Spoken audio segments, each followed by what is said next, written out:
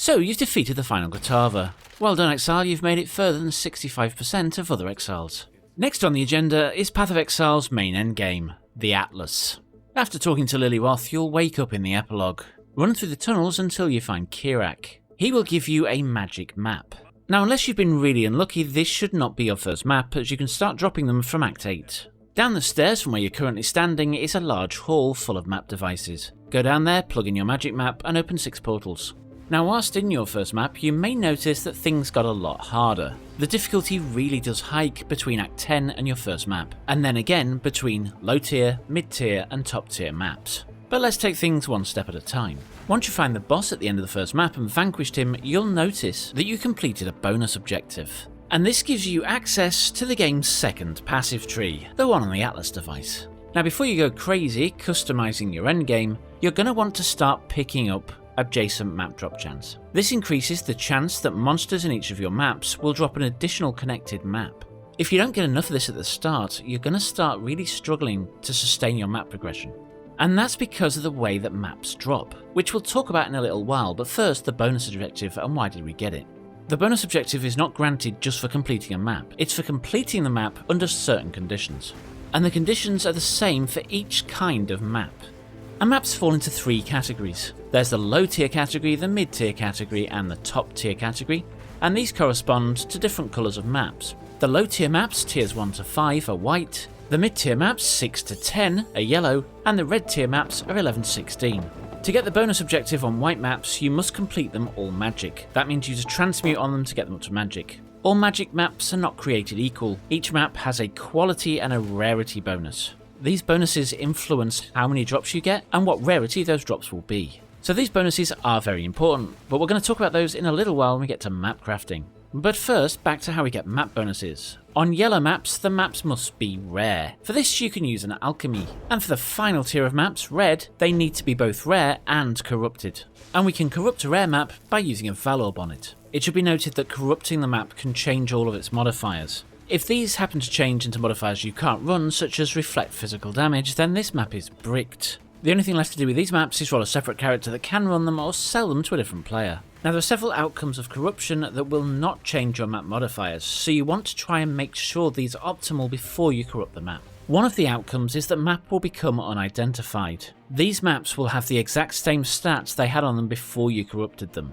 So if it was safe to run before you corrupted it, it'll be safe to run after. There is a big bonus to running unidentified maps, and that is that maps run unidentified have 30% bonus quantity on them. That's 30% more items dropped.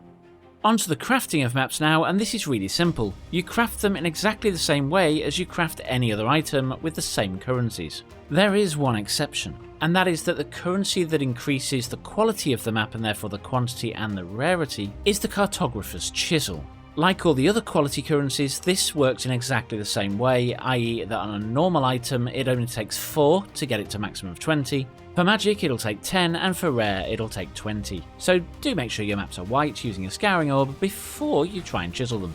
Now, as you can only complete the bonus objective on each map once, you only have to technically do this with each of the first maps you run. However, you are going to want to juice your maps using crafting options to increase the drop rates, and therefore the amount of currency you get. Now, I do suggest that you don't craft your maps with Chaos Orbs, this will get very expensive. Instead, you can scour them and re-alchemy them. Different modifiers on your map will give different rarity and quantity bonuses, so do play around with this to get something optimal. You can place foul fragments in your map device with your map to increase the quantity by 5% per unique fragment that you've got in the map device with the map. To understand how maps drop, we need to understand how the Atlas is made up. As you can see, it's a massive interconnected web of maps, linked by these little dotted lines. But as you start your journey into the endgame, your map device won't look like this, it'll look like this. You start in the bottom centre of the Atlas. All of the tier 1 maps lie here. And as you can see, I'm hovering over the arena map that I just ran. And we can see that this is linked by a line to primordial blocks. It's also linked to the wasteland and the breach map. Now, you're only permitted to drop maps that are already on your Atlas, i.e. the arena, or any that are connected to the map you're currently running. Except of course for the tier 1 maps, which can drop anywhere from Act 8 onwards. Now of course this is Path of Exile, so it's not going to be that simple. There is also a limit on the tier of a map a monster can drop in relationship to the map you're currently running. Normal monsters are only able to drop the current tier of the map you're running, rare and magic monsters are able to drop +1 to that tier, and map bosses are able to drop +2. So by default, the maximum map you can drop from a tier 1, providing of course you've already got a tier 3 map, is tier 3. And the reason we can only drop a tier 3 map if we've already got one is that the only maps linked to a tier 1 are a tier 2, and we can only drop those if we haven't already got the map in question. Now to aid you in dropping higher tier maps, there is a higher map tier chance on the Atlas tree. These grant maps found to have an increased chance to be 1 tier higher, meaning we can potentially drop a tier 4 map from our tier 1. Now as you can probably tell from this system, it's much easier to sustain maps once you're further into the Atlas, because you have a bigger potential pool of maps to drop. And early on, having increased chance to drop a map 1 tier higher is probably completely pointless because it's going to be outside of your connected map range, but it's definitely worth getting later on. Now to make things a little bit easier for you, there is a weighting on incomplete maps of ×2, so they are twice as likely to drop as a map you've already collected. There is also a quadruple modifier on the weighting of adjacent maps, i.e. connected, and the double and quadruple stats are multiplicatively scaled together. Now if you are really struggling to sustain your maps early on, you can buy additional maps from Kirak. He also has a master quest line which is accessible from the map device that allows you to run maps that he has in a pool. You will get one of these quests by default every day, you can get others for running maps, and there's also the ability using the Atlas passive tree to double the number you get each day, so you get 2 instead of 1. I do like to get this on my Atlas at the beginning of the league as I'm struggling, and then roll it off later once I'm sustaining properly.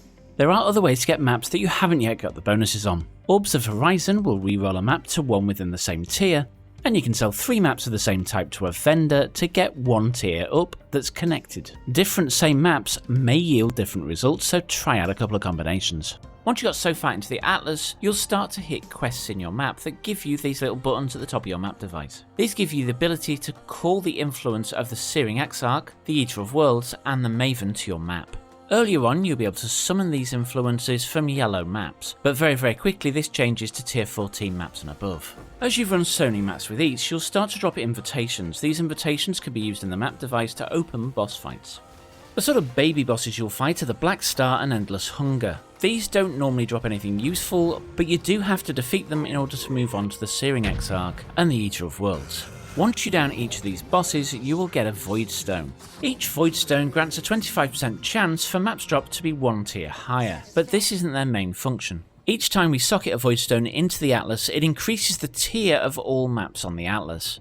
We can get up to 4 Voidstones, 2 from the 2 bosses I already mentioned, and then an additional 1 for defeating the Maven and the Uber Elder. The Maven is a really hard fight, so some people don't bother going for the 4th Voidstone, but once you have 4 Voidstones, every map on your Atlas will be up to tier 16. That means that your favourite tier 1 map can now drop as a tier 16 variant, giving you all the bonuses, and you can start to play your favourite maps. To aid you in playing your favourite maps, there are 12 favourite map slots on the Atlas. You get these for completing various quests. The first one is just simply to complete a tier 16 map. You can see what the requirements are by just hovering over the ones you haven't unlocked. As these do open, you can start to select maps into them, and that will increase the chance of those maps dropping substantially. It's actually a 10 times multiplier on the weighting to drop that map. You can actually favourite the same map all 12 times, give it a whopping 120% increased chance to drop, allowing you to play your favourite map much more often than those you just don't like. Okay, next on my list to talk about is Sextants. You put Sextants directly on Voidstones. Each of these gives a special bonus to that Voidstone, and therefore all of the maps on the Atlas, and they normally last for 3 whole map runs. These bonuses rank from terrible to absolutely amazing, such as the ability to not take any reflected physical damage or any reflected elemental damage. If you get one of these mods but aren't ready to use it, you can use one of these Surveyor's Compasses to take the mod off your Voidstone, store it, and reapply it later when you can actually use it. Now, as I mentioned earlier, you can get Kirak Master missions for completing maps or daily. There are also 4 other masters that you can get on your map device. These are the Immortal Syndicate, Nico for the Delve, Alva to eventually get a Temple of Atawatl, and Einar for Powerful Beast. Like the Kirak mission, each of these has 3 little numbers against it, 1 white, 1 yellow, and 1 red. This tells you which map that this particular role will apply to. For instance, if you have 5 whites but none of the others, you can only apply 5 of these to white maps. You can't apply any to yellow or red. Now you also get these at the end of the day as well. You should always try and run the highest tier map you've got at the end of each day, as this will control which of these colours you will get for these master missions. In addition to get them at the end of each day, you also have a 35% chance when you complete a map to roll one of these. And now let's quickly talk about how you should do your Atlas. In general, I like to take it slow. You don't want to push far into maps if your character can't yet do the content. That will just slow you down. What I do tend to do is, as I drop maps that are connected, I will try and run them, and if I start to fail on them, then I'll fall back to lower tier maps and just sort of build out my lower base of maps. Remember, for maps you only have 6 portals. If you lose all those portals, you're losing a chance to drop another map. And early on, getting a good pool of maps to run on is really important. Yes, you will get more money from higher tier maps, but you can still make several divine just by running yellows. And that's it, you now know everything I do about the Atlas of Worlds. These videos take a ton of time to make. If you found it useful, then please leave a like, it'll help this channel out a lot. And with that, thank you for watching, and I'll catch you next time.